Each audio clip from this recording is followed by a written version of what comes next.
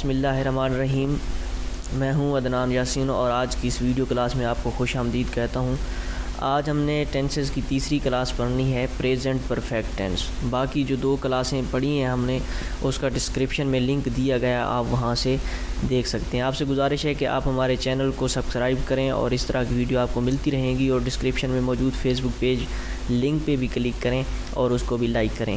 تو ہم بغیر کسی وقت ضائع کرنے کے چلتے ہیں فعل حال مکمل کی طرف۔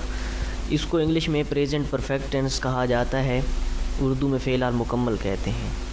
اس کی تعریف: ایسا فعل جس میں کسی کام کا کرنا، ہونا یا سہنا موجودہ زمانہ میں مکمل پایا جائے، یہ کیا کہلاتا ہے؟ فعل حال مکمل کہلاتا ہے۔ اس کی اردو میں پہچان یہ ہے کہ اردو فقرات کے آخر پر چکا ہے، چکے ہیں، چکی ہوں، چکا ہوں وغیرہ آتے ہیں۔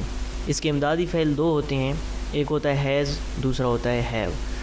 تو ہیز کہاں استعمال ہوتا ہے؟ ہی، شی، اٹ یا کوئی اور تھرڈ پرسن واحد پرسن ہوگا، اس کے ساتھ ہیز استعمال ہوگا۔ اور آئی، وی، یو، دے یا کوئی جمع اسم ہوں گے یا نام ہوں گے تو ان کے ساتھ ہیو استعمال ہوگا۔ اور اس کی خاص بات یہ ہے کہ اس میں تھرڈ فارم آف ورب استعمال ہوتی ہے، یعنی کہ کسی بھی ٹینس کا اگر پرفیکٹ ٹینس ہوگا، یعنی کہ اگر فیوچر پرفیکٹ ہوگا، پاسٹ پرفیکٹ ہوگا یا پریزنٹ پرفیکٹ ہوگا، تو اس میں تھرڈ فارم ہمیشہ استعمال ہوتی ہے۔ تو ہم چلتے ہیں سادہ جملہ بنانے کی ترکیب کی طرف۔ تو سادہ جملہ کس طرح بنتا ہے؟ سب سے پہلے سبجیکٹ لگانا ہے، اس کے بعد ہیلپنگ ورب ہوتا ہے سبجیکٹ کے مطابق، اس کے بعد ورب کی تھرڈ فارم، اس کے بعد آبجیکٹ اور فل سٹاپ۔ مثال دیکھتے ہیں: وہ اپنا کام مکمل کر چکا ہے۔ اس میں سبجیکٹ وہ ہے ہی، اس کے ساتھ ہیز ہیلپنگ ورب ہو گیا، ڈو، ڈیڈ، ڈن۔ تیسری فارم ڈو کی ڈن ہوتی ہے، اس لیے ڈن آ گیا۔ دیئر ورک، کام، وہ اپنا کام مکمل کر چکا ہے۔ عدنان لاہور پہنچ چکا ہے۔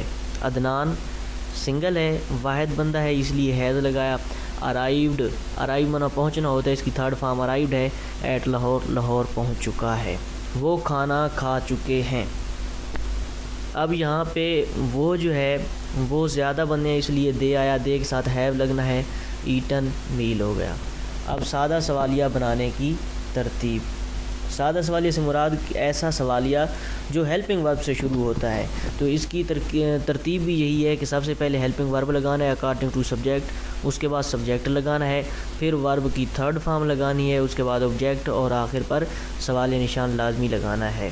تو دیکھتے ہیں مثال: کیا تم ناشتہ کر چکے ہو؟ یو کے ساتھ ہیلپنگ ورب جو لگتا ہے وہ پہلے لگائیں گے، یعنی کہ have you taken breakfast. Take کی تیسری فارم ٹیکن ہوتی ہے، ٹیک، ٹک، ٹیکن۔ کیا عدنان لاہور جا چکا ہے؟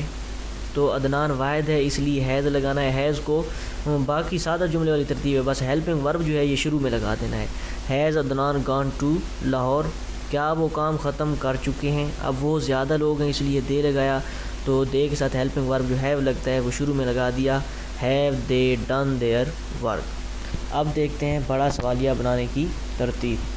تو بڑا سوالیہ بنانے کی ترتیب یہ ہے کہ سب سے پہلے WH والا لفظ لگانا ہے، WH والے لفظ، اس کے بعد سادہ سوالیہ والی ترتیب جو اوپر ہم نے سادہ سوالیہ پڑھا ہے اس والی ترتیب لگانی ہے، اور پھر سوالیہ نشان۔ تو WH والے لفظ کون سے ہوتے ہیں؟ What, where, when, who, how, which, why, اور اس طرح کے اور بھی ہیں۔ یہ WH والے الفاظ ہیں، یہ بڑا سوالیہ بناتے ہیں، جسے ایک کمپلیکس انٹروگیٹو سینٹینس بھی کہا جاتا ہے۔ تو دیکھتے ہیں فقرے: وہ کیوں لاہور جا چکا ہے؟ کیوں ہمیں بتاتا ہے کہ یہ بڑا سوالیہ ہے، کیونکہ وائی کی انگلش ہوتی ہے کیوں، تو وائی پہلے لگا دیا، اس کے بعد سادہ سوالیہ والی ترتیب have they gone to Lahore, وہ کیوں لاہور جا چکا ہے۔ یہ میں نے سادہ اس لیے بنایا تاکہ آپ کو سمجھ آئے، یہ اس لیے آسان فقرے بنائے ہیں، ٹھیک ہے۔ اس کے بعد ہے وہ کیسے چائے پی چکے ہیں؟ تو how has she taken T?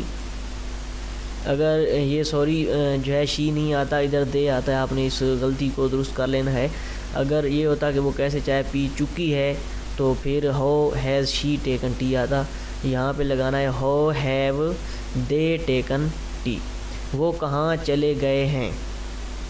اب کہاں کی انگلش لگانی ہے سب سے پہلے ویئر، اس کے بعد ہیو دے گون، وہ کہاں چلے گئے ہیں، اس میں آبجیکٹ نہیں ہے۔ تو آج کی کلاس صرف اتنی ہی تھی۔ آپ ہمارے چینل کو سبسکرائب کریں اور اس کے ساتھ ساتھ کمنٹ میں لکھیں، کوئی مسئلہ ہے تو انشاءاللہ آپ کو جلد جواب دیا جائے گا۔ اپنی دعاؤں میں یاد رکھیے گا۔ بہت شکریہ، اللہ حافظ۔